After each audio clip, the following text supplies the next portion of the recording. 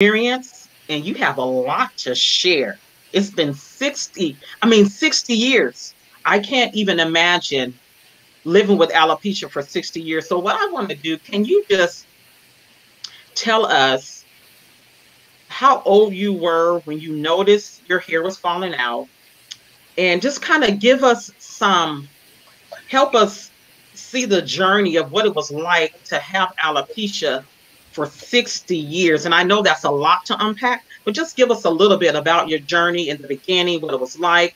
Was it your mom that found it? Just kind of talk to us from that standpoint. Okay. I lost all my hair as a baby, so obviously I didn't notice anything. Lost my hair the first time as a baby. It grew back a different color and a different texture, and never truly rooted. It fell out easily after that. I started getting bald patches as a toddler. The first doctor said that I was pulling my hair out myself. It wasn't until I was 4 or 5 that I got an official diagnosis of classic alopecia areata, the round circular patches. And that progressed into my 30s, possibly 40s. You know, this is the interesting part. I do not remember when it went from alopecia to universalis. I hear everybody else's stories, and they remember like the night it happened, the day, the year. I cannot tell you when it happened. It must have been so incredibly gradual that I know by my late 40s, I was alopecia universalis, and that is what I am now at 63 and a half. Wow. So let's talk about the different types, because I know people are going to hear you talk about alopecia universalis. So there's alopecia areata, where you start off like with the bald spots and throughout your head. It can be in your eyebrows. Men sometimes can get bald spots in their beards and mustaches. And then we have alopecia totalis, where you pretty much can lose your hair on your head, you know, here and up. Right. And then you have alopecia universalis. Now, that's like total body hair loss.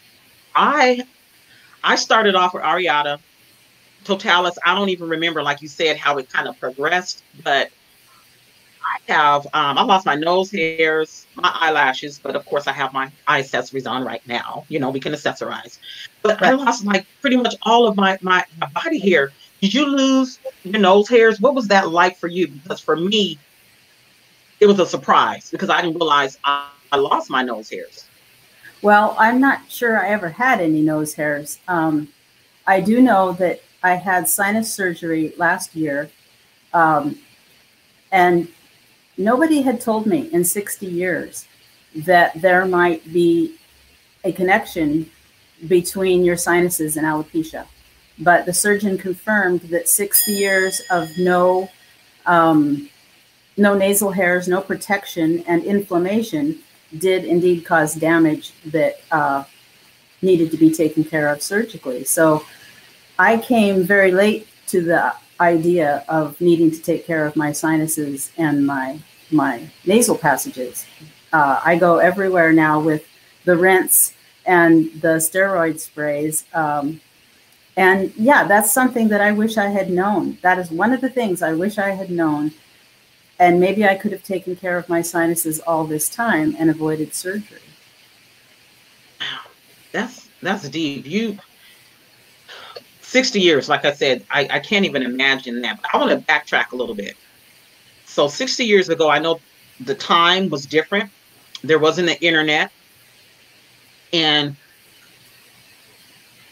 that was interesting. So talk to us about that as far as in high school. What age did you start wearing a wig? Did you wear a wig? Did you get bullied? Talk to us about that.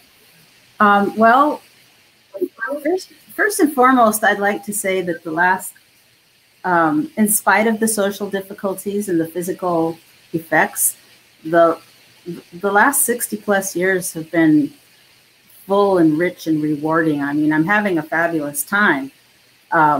That said, there is so much I had to learn the hard way. So I appreciate being able to come on here and share that experience with other people who have lost their hair, not by choice. Um, yeah, as a kid, I thought I was the only person in the entire world with alopecia, in the entire universe. Um, I never saw a bald woman. I never saw another child with hair loss. Um, the media, TV, movies portrayed baldness, especially in a woman, as ugly, pitiful, humiliating, um, funny. And that's certainly what I heard on the playground, was that baldness was funny, uh, and disgusting, Mm. and that I should be humiliated by it. At the same time, hair, it was the 1960s. You know, hair was the thing. Hair was how Mhm. people expressed their masculinity, their femininity, social freedom. But I certainly Mm. never felt free to be publicly bald. That never once occurred to me as an option. Um, Mm. so I did wear wigs. I wore wigs from a very young age. I had very supportive parents, very supportive family, brothers and parents. And I honestly don't know where I would be now without that. Um, but at the same time, my parents could have used some support and some resources themselves. So I guess the number one important thing I'd like to tell everybody is that when hair loss happens for reasons that are entirely out of your control, finding support from other people who have that experience is vital. For me, that didn't come till about 15 years ago with the internet, with finding other support groups and other alopecians on the internet. And here were these beautiful people living their lives as they were. Yeah. They were stunning, they were gorgeous, they were strong. And that actually changed my life. It enabled me to do something I had wanted to do for a long time, and that is not wear wigs anymore, even though that came with some surprises of its own. I bet it did. I bet it did. How did you and I meet? Because we've been friends for a couple of years. It was on the internet, It on was Facebook, on the right? internet. It was on one of the, I think one of the national sites, and Okay. you mentioned one of your accessory workshops in Seattle, and I'm like, Seattle? I didn't know about this. What? So I just glommed onto you, actually. And I think we Well, went, I think that's when and you've been great. yeah, it's been great to find an Yes. in-person support group.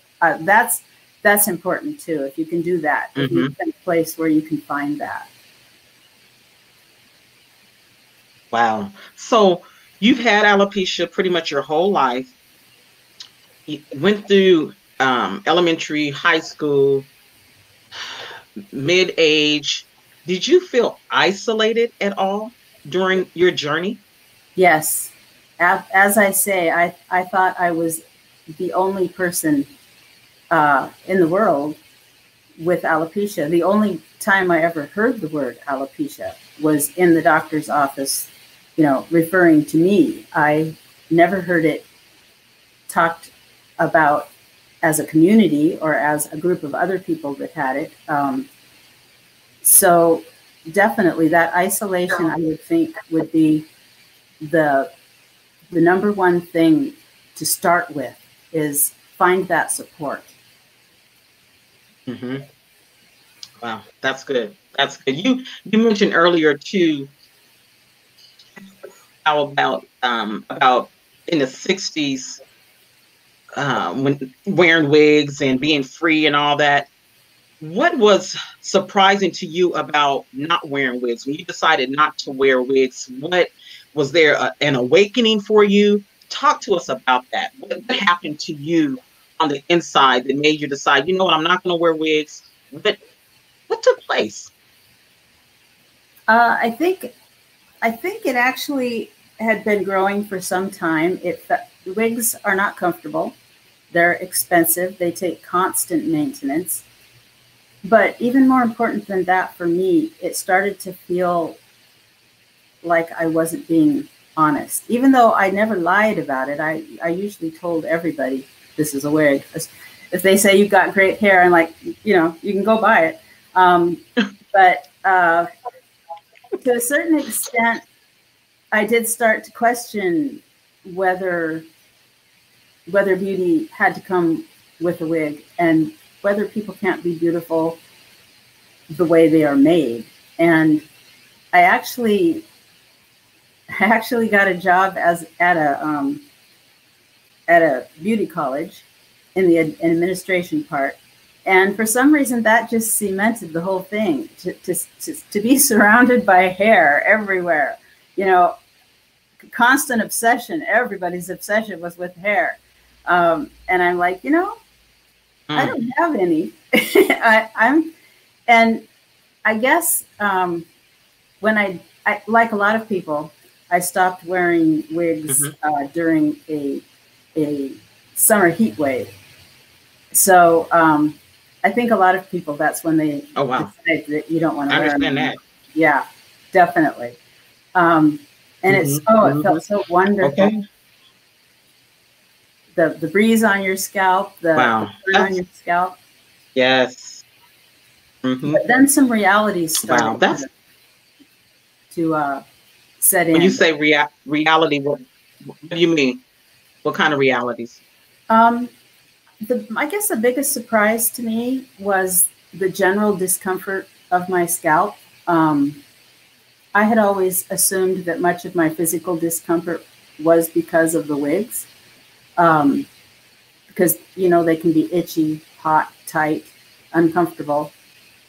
But I discovered quickly how cold bald can be, even in the middle of a heat wave, that air conditioning somehow finds its way down the back of your neck, no matter which direction it's coming from. I know. I already know. I know. So you're hot 1 minute, then you walk in the air conditioned and it's like you're freezing. So, and certainly in the winter. Yes. But I also discovered that the problems I'd been having with my scalp, the sweat causes blisters. That happened anyway, even without the wig. Sunburns, of course, you can expect sunburns to cause blistering, but I didn't expect them to cause hives. So if I stay in the sun too long, I can get hives. So I discovered that my raw, super sensitive scalp was still raw, super sensitive scalp, with or without a wig. And I had to learn to take care of that. I had to literally learn how to cleanse and exfoliate and moisturize. And I'm still constantly responding to changes in what I can and can't use on my scalp. That's a lot. And I get it. I definitely understand how you go through the changes. People think just because we're bald, we won't get hot or we won't get cold. I mean, it's a roller coaster ride. But you know, when I think about your journey and the conversations that I've had with people, for you and your personal experience, did you have any other health issues when it came to your alopecia? Yes, several. There was some directly connected with alopecia, like we were talking about the nasal hairs and the sinus issues, but also dry eye. You would expect, of course, that things are going to get in your eyes without eyelashes and eyebrows to protect them. So sweat, particles, pollen, but a lot of alopecians also have dry eye, which can actually cause damage to the surface of your eye. Again, that would have been a nice thing to know all along. I only recently discovered, you know, preservative-free eye saline solutions, and I can't get by without them anymore. Some of that may be age, but I think a lot of that is your eyes are just opened up to the environment. Wide open. Yeah, and ear problems. From you too. Do you have ear problems? Yeah, I've had. No, I don't. Okay. Really? So Like what yes, kind? um, I had ear infections like all the time when I was a little kid. Super sensitive to air movement. Any that air conditioning we were Mm. talking about earlier. Even a warm summer wind, if it hits my ears just right, can cause an earache. So none of those were issues ever mentioned as alopecia related conditions needing special care and attention till I was in my 60s. Um, and so also what I didn't know. So, Uh-huh. Uh, would you say, let me ask you, so would you say, it sounds like with your journey, a lot of things that happened to you, your health changes, your uh, body changing, that you didn't realize what was going on because, I mean, this was like an alopecia journey. Really, you didn't yes, realize it was because of the alopecia. Would you agree with me on that? I would agree with you on that. Not only did I not realize it, but certainly never, no medical doctor ever said, oh, and you're going to lose your eyelashes, so this is what you need to do. You're going to lose your nasal hairs, so this is what you need to do. I mean, they didn't even know, of course, that it was an autoimmune disease. They had no idea at all in the 60s that this was anything but a dermatological issue. Wow. Now, did you develop any other autoimmune diseases? Did anything else come up? Because I know I've been told that once you have one autoimmune, you can have another. So, did you develop any more? Absolutely. Yes, as you just said, if anybody who has an autoimmune condition has a greater chance of developing others, and I did indeed. I Hmm.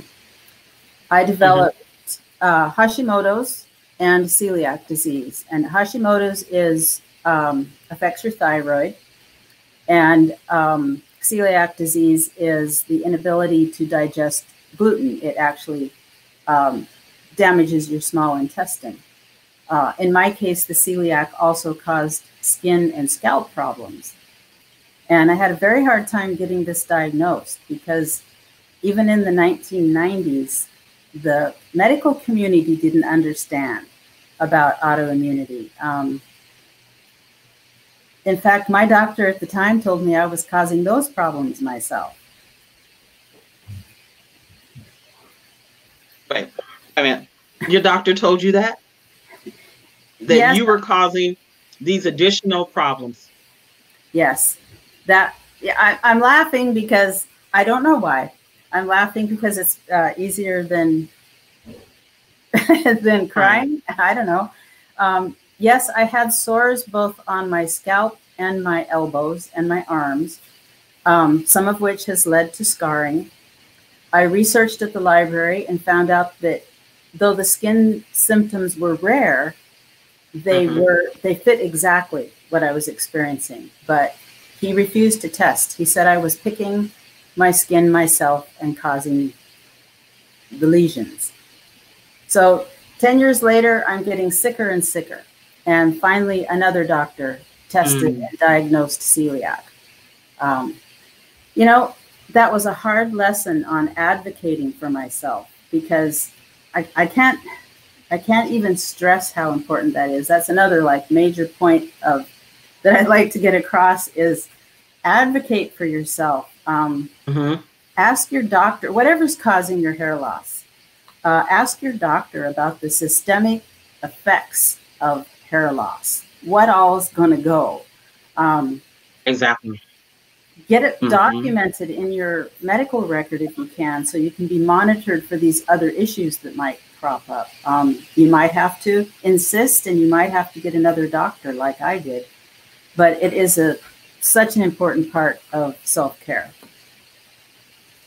Wow. And you just let me right into my next question. Um, what is self care to you? What does that look like? Because I talk about that all the time, and I work on it constantly as well. And I know that we as alopecians, and then just we as women, We sometimes forget to take care of ourselves. We don't know what it looks like, but everybody's different. So tell us about what is self-care for you and what does that look like? I'm getting hot.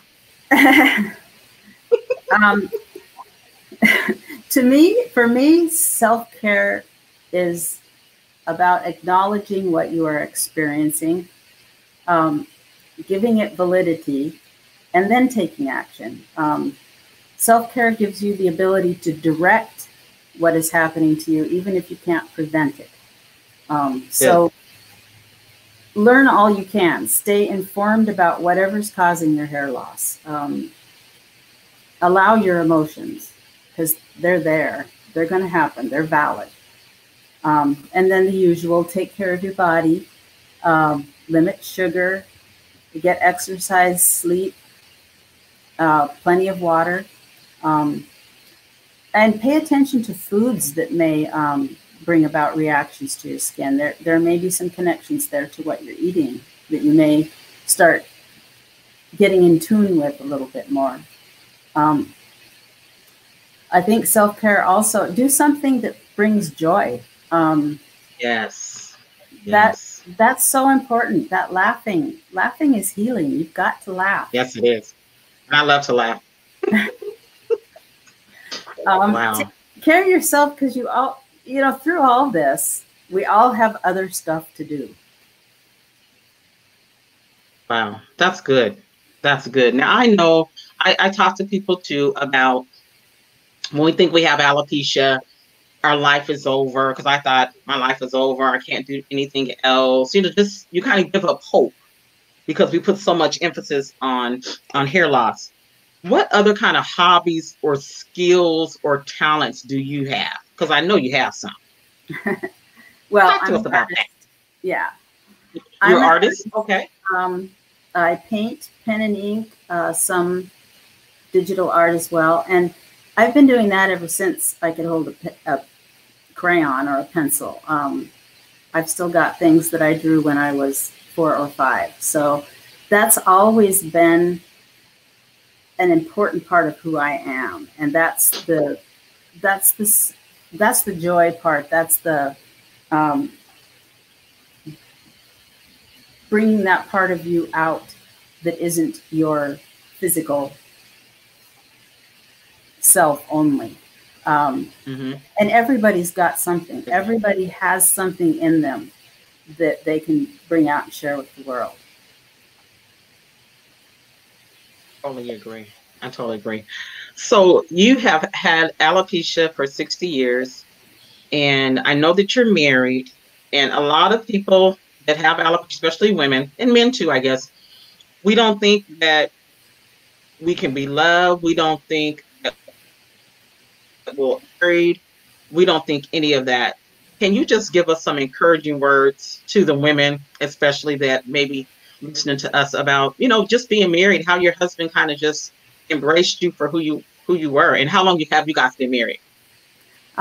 We've been married for over 40 years. And I think it sounds really strange to say, but I think alopecia, probably many things, but specifically we're talking about alopecia, can be a good barometer for a relationship.